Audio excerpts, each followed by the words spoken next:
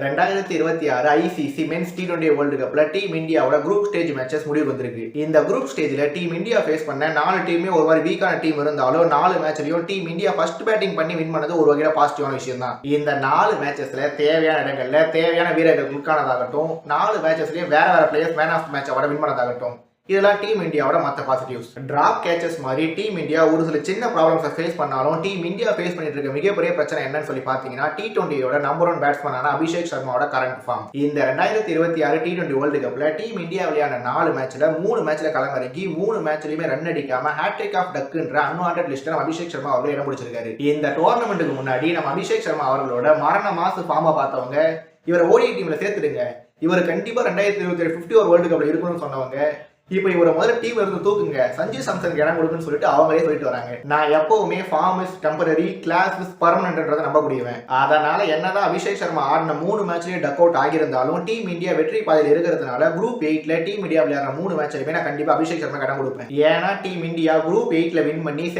Final போகும்போது அபிஷேக் சர்மாவோட சேவை நம்ம டீமுக்கு கண்டிப்பா தேவை. கடைசியா டீம் இந்தியா குரூப் 8 ஸ்டேஜ்ல South Africa, Zimbabwe, West Indies face பண்ண போறாங்க. இந்த 3 டீம்ஸும் கூட இந்த டோர்னமெண்ட்ல இது வரைக்கும் எந்த மேட்ச் தோக்கல. அப்படி இருந்தாலும் டீம் இந்தியா இருக்க கரண்ட் ஃபார்ம்ல இந்த 3 மேட்சஸ்லயே கண்டிப்பா ஜெயிப்பாங்க நம்பிக்கை கண்டிப்பா இருக்கு. ஆனா டீம் இந்தியா முன்னாடி இருக்க மிகப்பெரிய பிரச்சனை என்ன?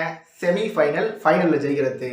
2023 50 ஓவர் வேர்ல்டு கப் வரைக்கும் நம்ம பார்த்திருந்தோம், செமிஃபைனல் வரைக்கும் வருவாங்க, இல்ல ஃபைனல் வரைக்கும் தோத்துருவாங்க.